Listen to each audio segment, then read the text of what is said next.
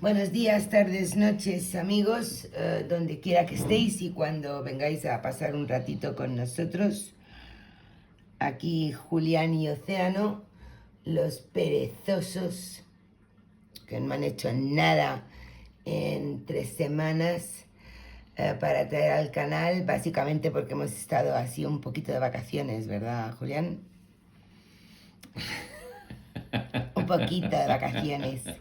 Y cuando estamos de vacaciones, Pero la interrumpimos, po, claro, claro, por claro. cargo más, por Cargo de cargo de conciencia. conciencia o sentimiento de culpa. Exacto. Ah, Y ya. también porque cuando estamos de vacaciones, una de las cosas que, por supuesto, más absorbe nuestro tiempo es nuestra pasión por el tarot y por la eterna búsqueda de la mayor pureza y rotundidad que podamos alcanzar con respecto a su origen, su nacimiento y desde ahí el único entendimiento válido, puesto que ya sabéis que uno de nuestros dichos es que, por supuesto, la libertad ante todo, pero el límite con el que se encuentra la libertad pues suele ser la verdad. Como parte de las vacaciones nos hemos repartido unos textos que teníamos pendientes de leer. En concreto hoy nos vamos a centrar mucho en un pequeño manual de Gertrude Mauchly. Lo pondré escrito el título exacto en la descripción debajo del vídeo. Se puede encontrar en PDF, se puede conseguir en PDF porque es un pequeño manual muy antiguo que por supuesto no está en edición. En 1966, Gertrude Mauchly, una bibliotecaria de la Biblioteca Nacional de Nueva York, la pública y principal, enorme, le asignan que catalogue una sección de la biblioteca que contenía precisamente todos los libros de tarot y ocultismo que había en aquella época por allí. Ella comienza el manual con un lenguaje humilde y simpático, muy esperable de una bibliotecaria, diciendo que nunca pensó al entrar en esa sección y cumplir el cometido que le habían encargado, que descubriría una pasión sin límite por el tarot y por el hallazgo de la verdad del nacimiento del tarot y de lo que era. Ella solo tiene acceso, repito, estamos en 1966, por supuesto, ni siquiera Kaplan ha sacado el primer volumen de su enciclopedia, que no sale hasta el 78. Tiene muy poco material gráfico recogido, pero tiene acceso al Visconti Sforza, de la fotos, por supuesto, fotos, de la colección de Curie de la Universidad de Yale. Y bueno, enloquece con estas imágenes que consigue ver y como buena ratona de bibliotecas se pone a indagar y a indagar y a indagar, pide escritos, se comunica con otras bibliotecas del mundo, recibe mucha ayuda y crea este manual donde desarrolla su tesis, su hipótesis diría yo, de cómo fue creado el tarot, en qué ambiente, en qué momento de la historia, en qué mundo y con qué influencias. La primera y principal para ella y para nosotros, desde luego, es el poema de los triunfos de Petrarca, el padre del humanismo cristiano, en 1352, puesto que además los 6 triunfos de Petrarca siempre están presentes en cualquier ejemplar de tarot, incluso si llegamos a los tarots que se hacen hoy en día, están presentes siempre. Y Mowgli desarrolla una teoría muy bonita, muy creativa, y yo tengo cosas a favor y cosas en contra. Hay cosas que me parece que acertó y dio de pleno, pero otras que pues no tanto, ¿no? Una teoría basada en el hecho de que a raíz de los poemas de Petrarca y antes que él de la Divina Comedia de Dante, se habían instaurado en todas las ciudades-estado de Italia del Norte verdaderas obras de arte en las nuevas formas de los desfiles triunfales.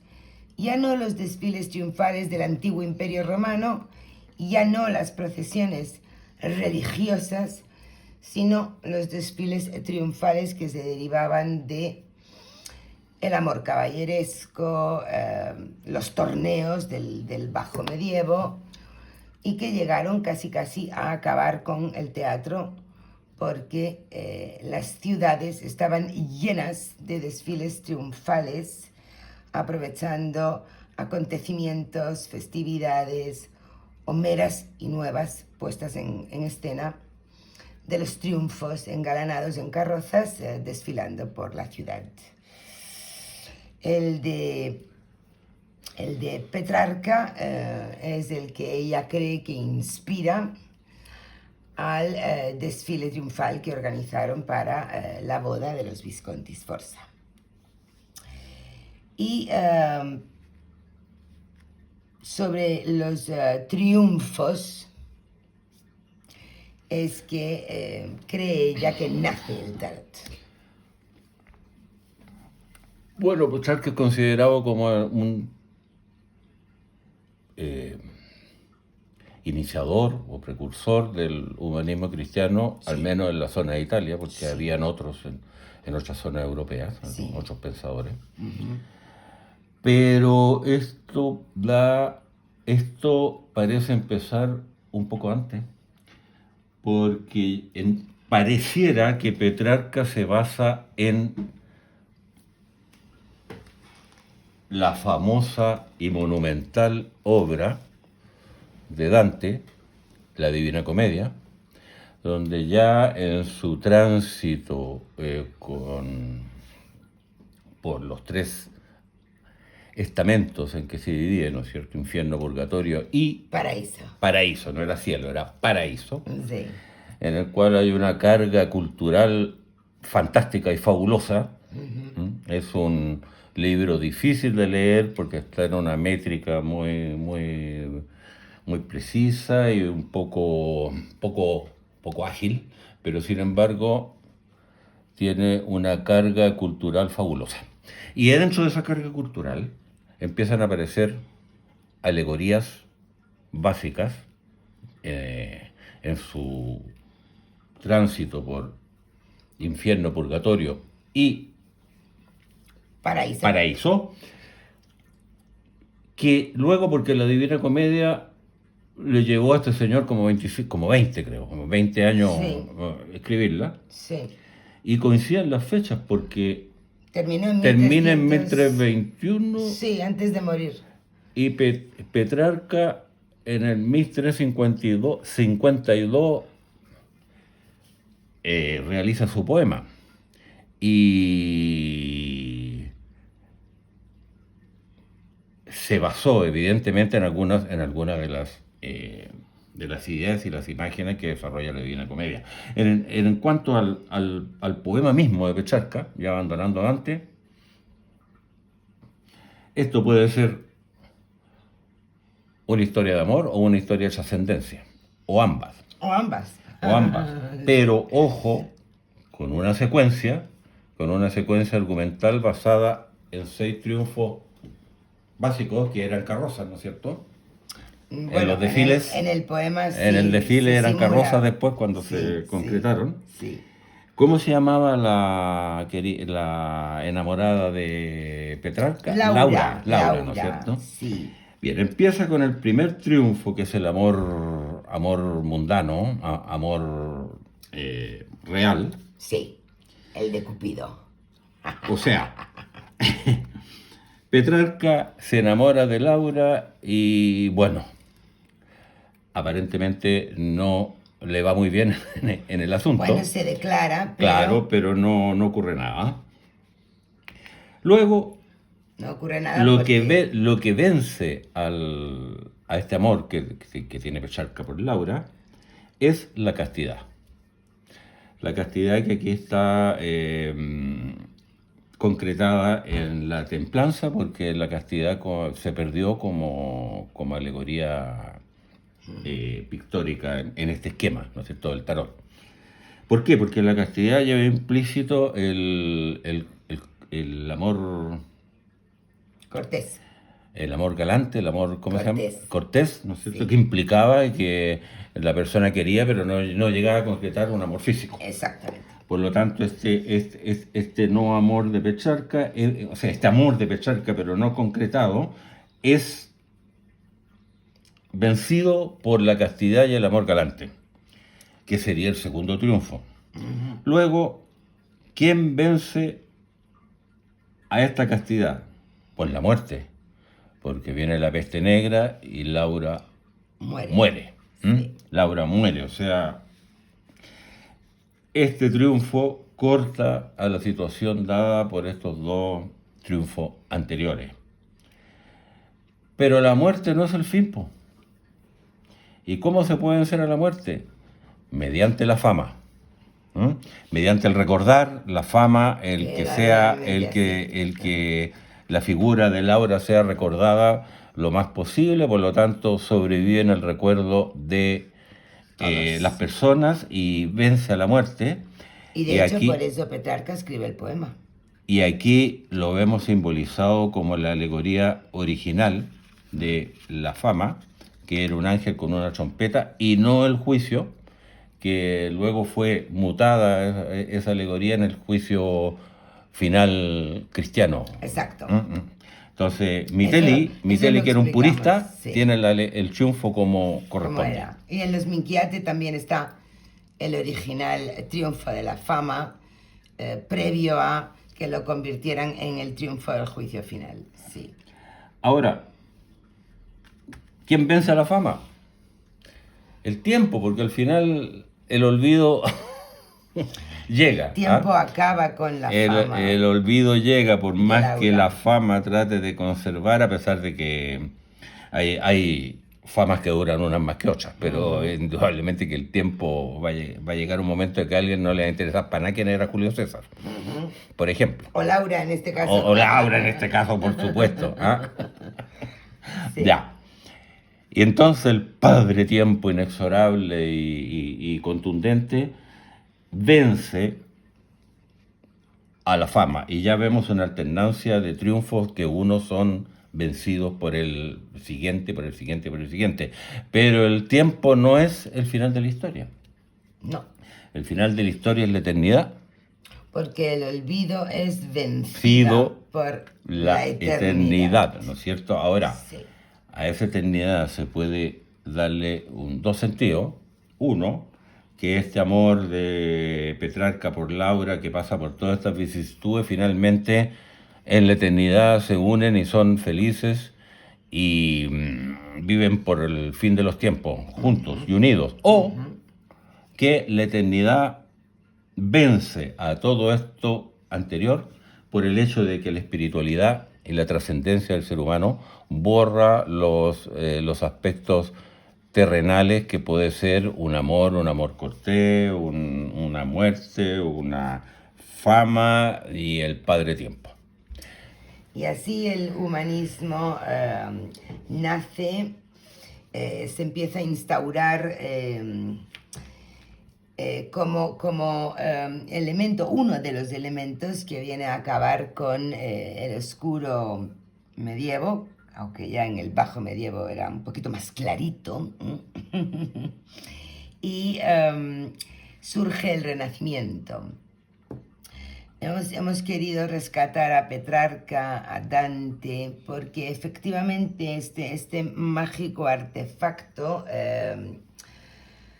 sabemos que fue creado entre 1350 y 1400, en esos 150 años, muchas formas de tarocchi son creados. El otro día estábamos comentando cómo el Modrone, que es previo al Visconti, tenía más triunfos. El Mantegna está todo hecho de triunfos y son 50, el Minchiate tiene 41. Dicen que había mazos con tan solo 16. Volviendo a la hipótesis de la bibliotecaria neoyorquina de 1966, es esta precisamente, es que una de las manifestaciones culturales, puesto que las ciudades del norte de Italia, ciudades-estado, estaban siendo particularmente convulsas en cultura. Una de las formas es los desfiles triunfales, y que había muchos diferentes desfiles triunfales. Los había que duraban días. 4 días, 4 5 días. días, ajá. Los había que duraban horas.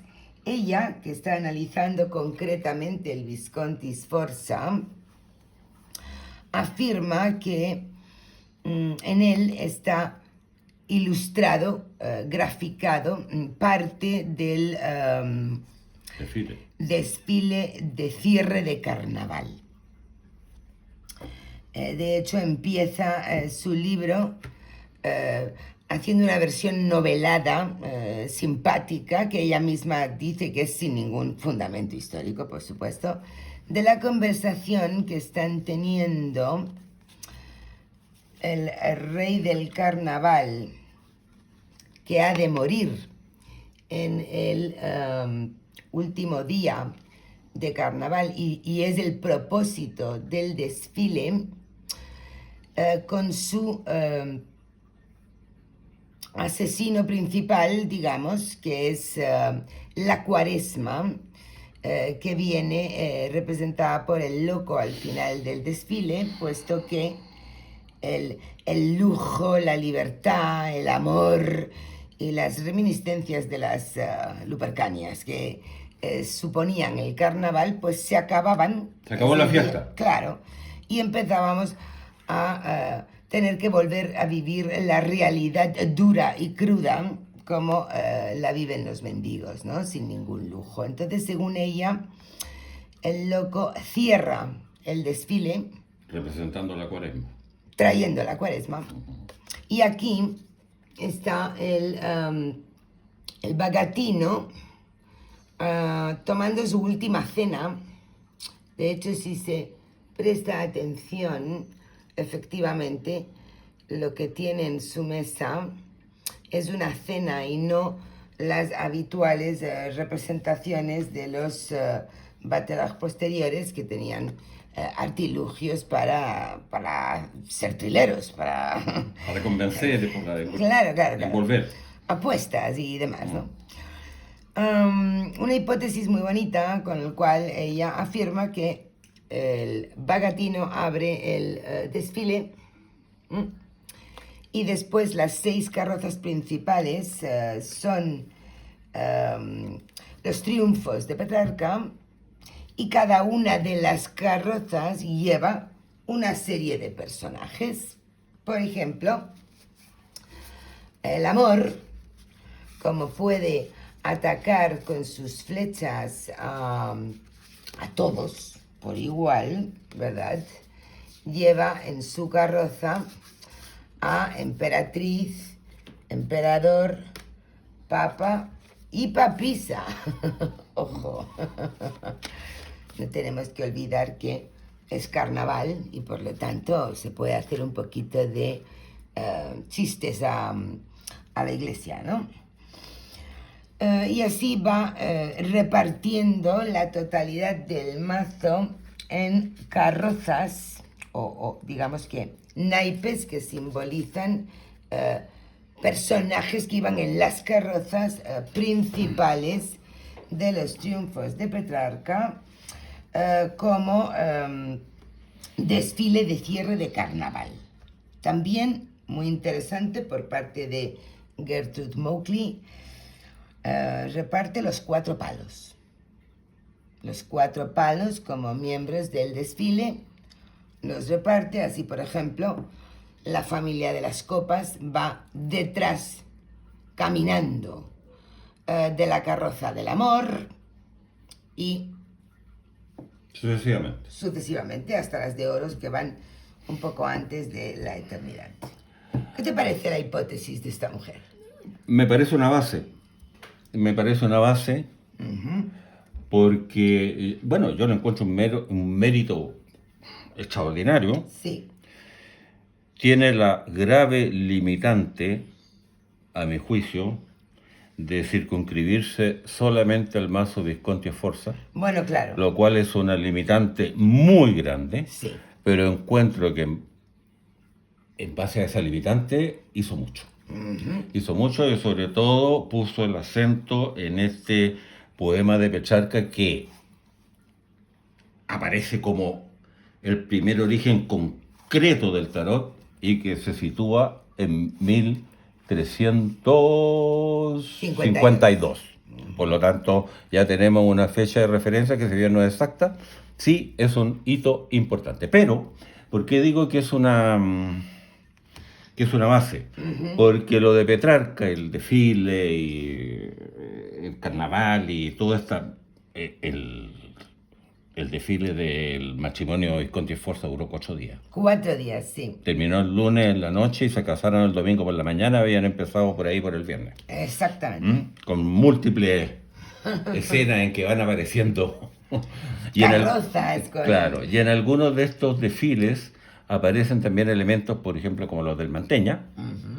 Por lo tanto, esos desfiles se iban ya materializando lo que iba a ser el tarot después.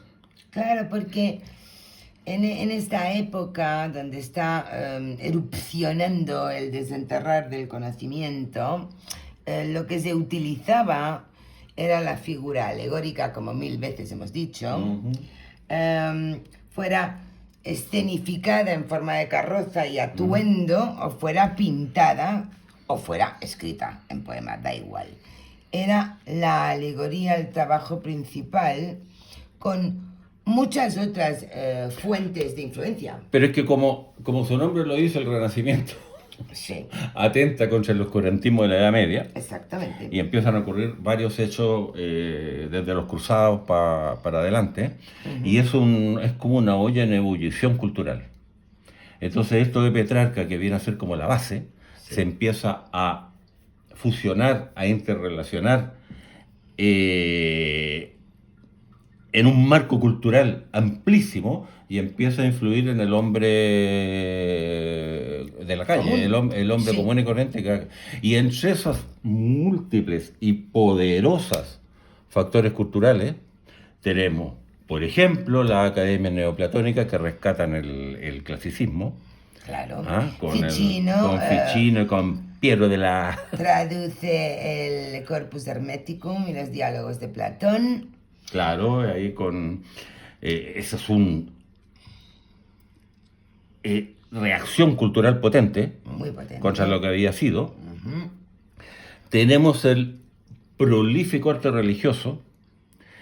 Se usaban los edificios públicos para hacer pinturas y frescos. Iglesias, los edificios municipales, el dogo, las plazas. La iglesia que todavía conservaba su buena parte de su poder.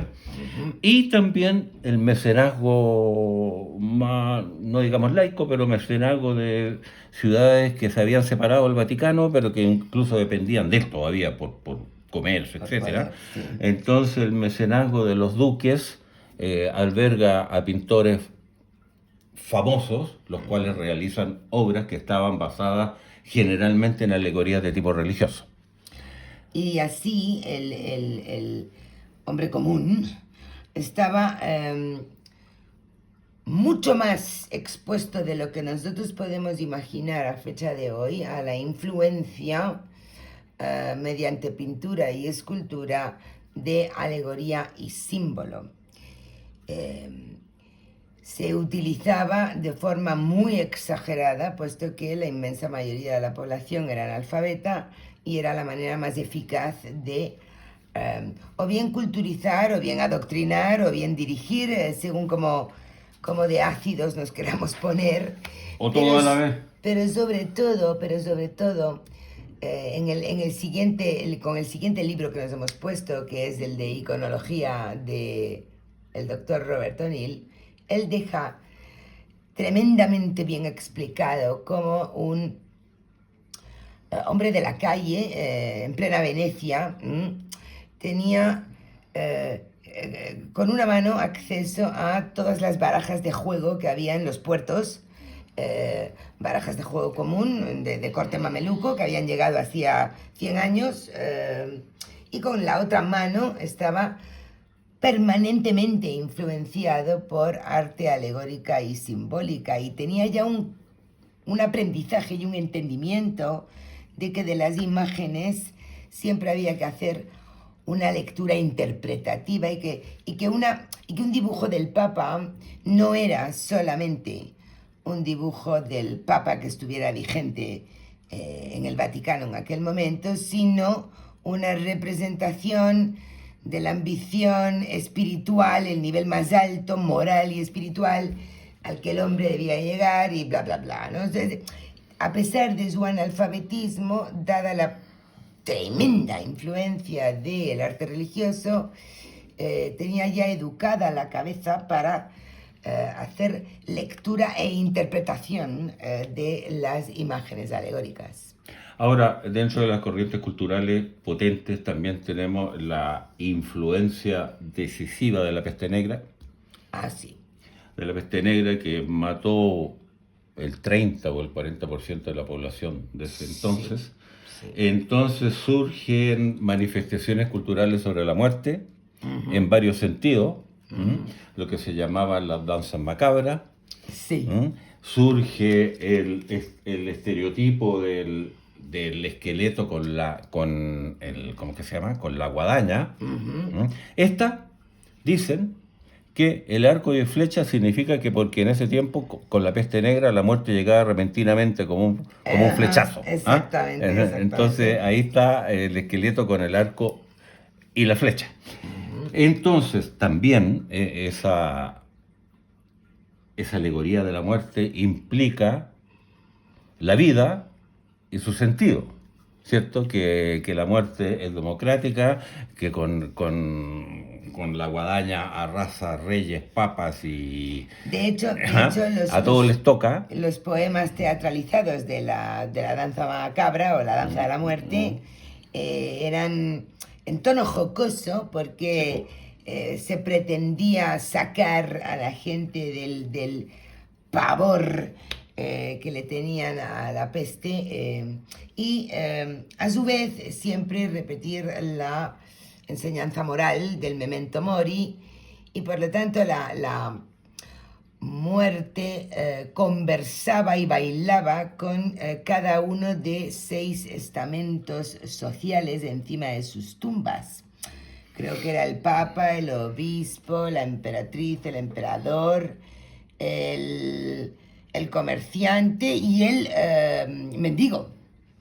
Todos por igual los llevaba a sus tumbas y les hacía bailar y reírse de la propia muerte, ¿no? Hay una pintura muy simpática que 3 personajes, sí, uno el Papa, otro un obispo y otro un rey, que están sumamente, como dicen aquí, bueno, atemorizados, por usar una palabra más elegante, con cara de temor, porque se le habían aparecido 3 esqueletos sardónicos y rientes, jocosos, y cada esqueleto tenía el signo del Papa, del obispo y del rey sobre la cabeza. Entonces, o sea, la tiara papal, claro, entonces se reían mucho de eso, ¿no es cierto? Que claro, en el momento de los que hubo, como decimos en Chile, todos somos iguales, y la muerte no respeta ni jerarquía ni poder temporal. Y memento mori, recuerda que vas a morir y que todo esto es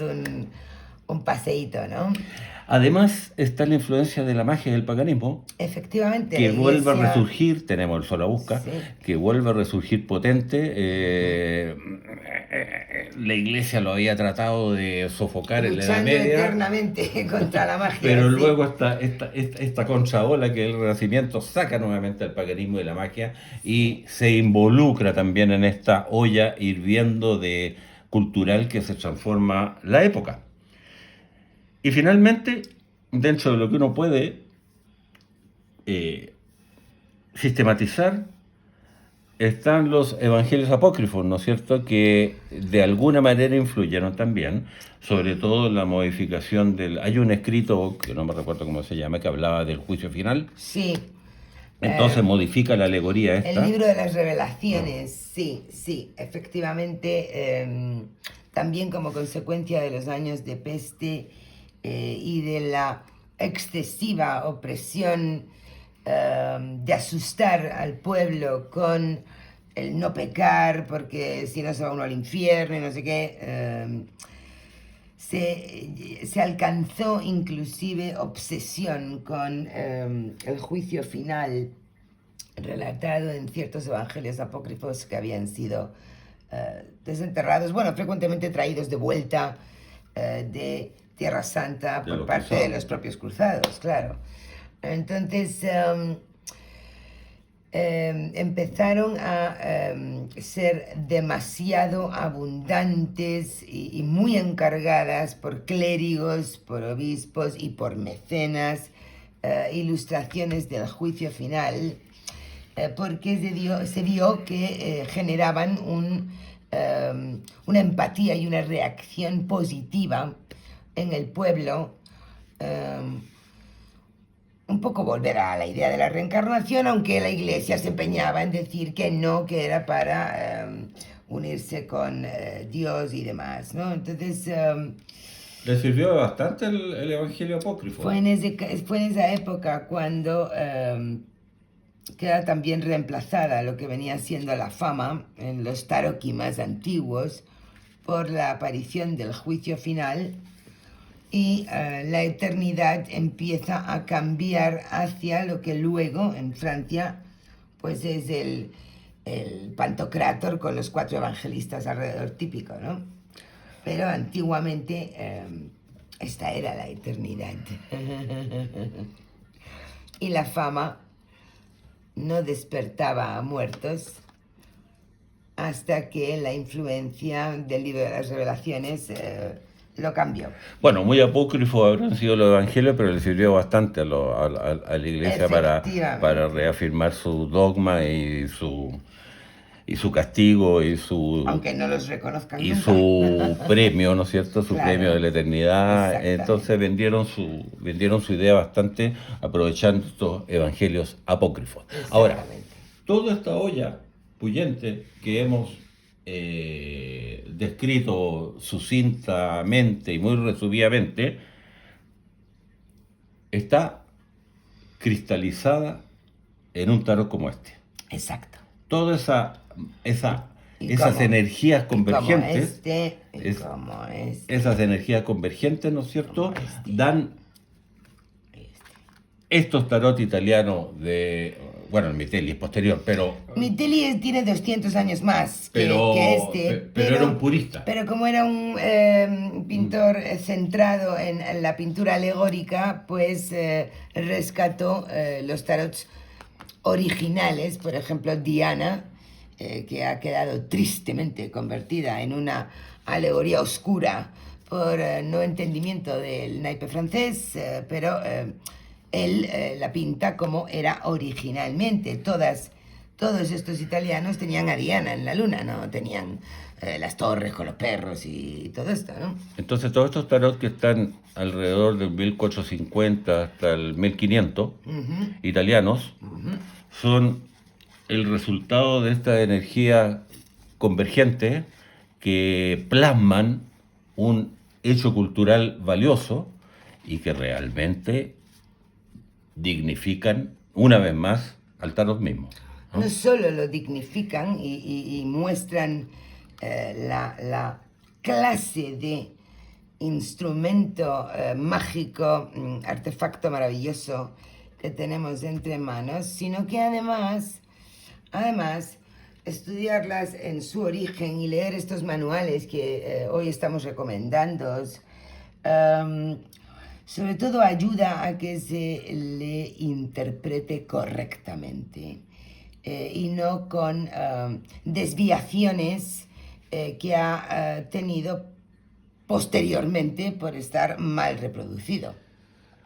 O será mal aprovechado también, po. Mal Porque aprovechado, mal reproducido, mal copiado, mal... porque los ocultistas del siglo XVIII Exacto, exacto.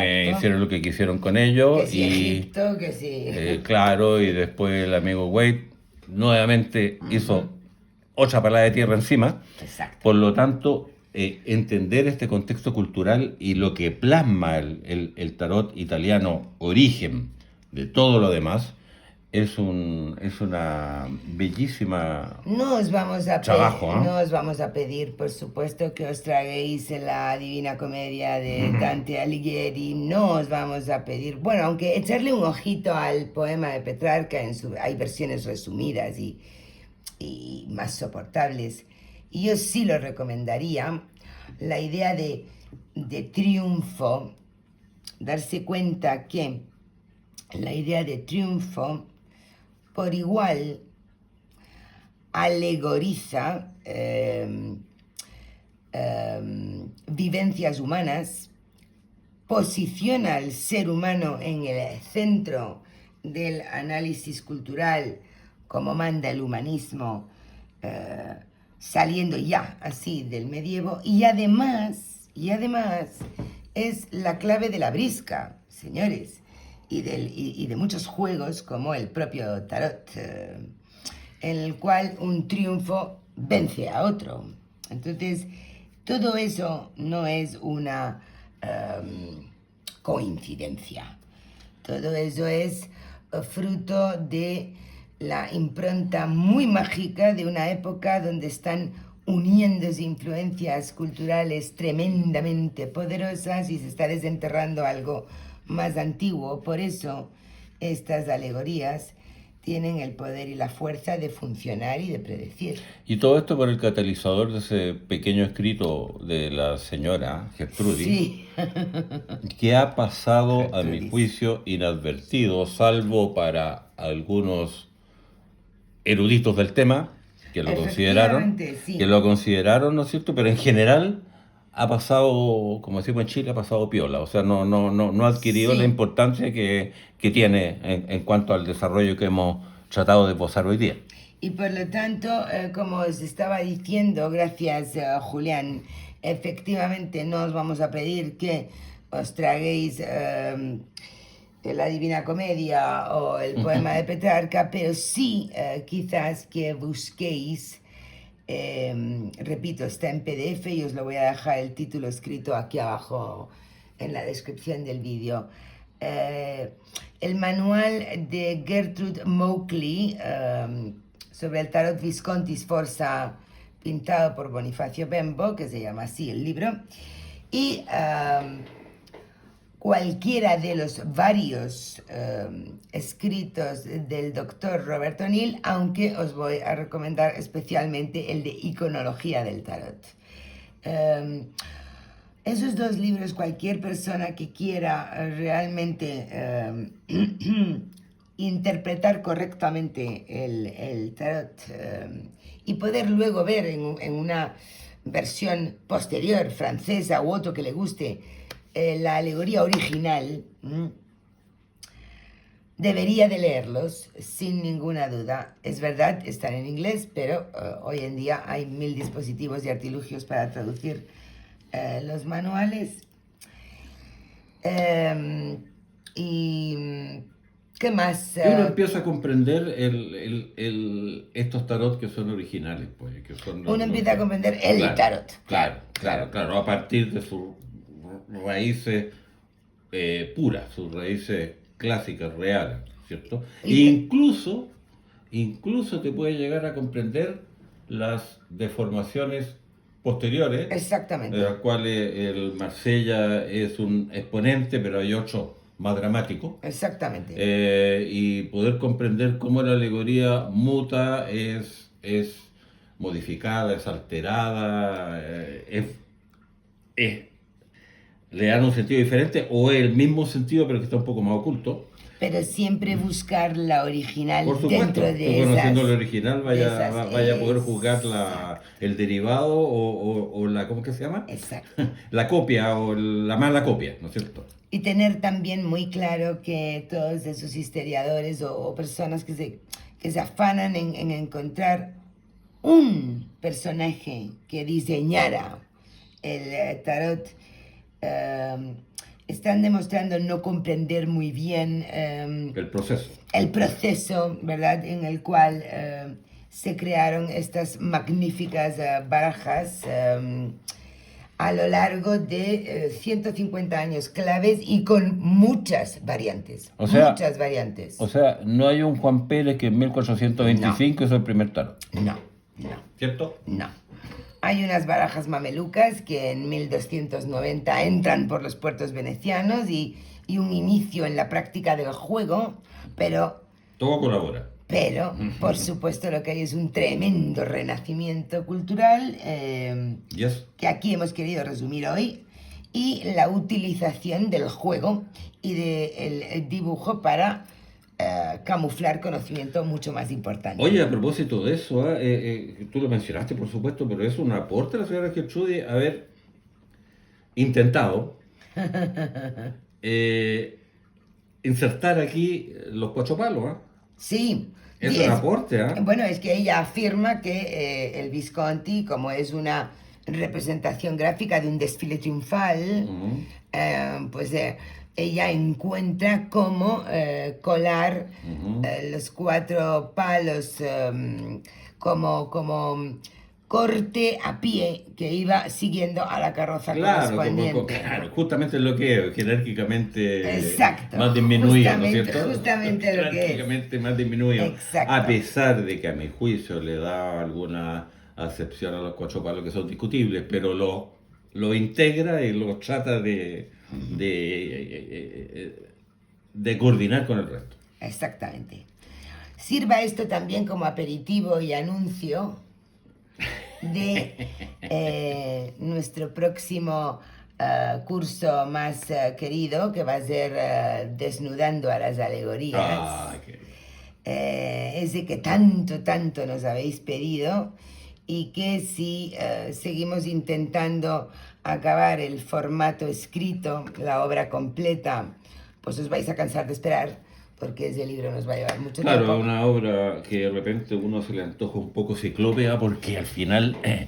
el tiempo uno no está dedicado 100% Claro, y claro. las 24 horas del día a eso, pero Y por lo tanto sí vamos a hacer el curso específico de desnudar a las alegorías. ese mayores. curso específico que tú mencionas, para ese curso en realidad, no ese curso, para ese curso sería muy bueno que asimilaran este video y que fueran a la bibliografía correspondiente como Sí. preparación Sí. para tener una base sólida sobre la alegoría original para poder luego aplicarlo en la práctica. Efectivamente. He dicho.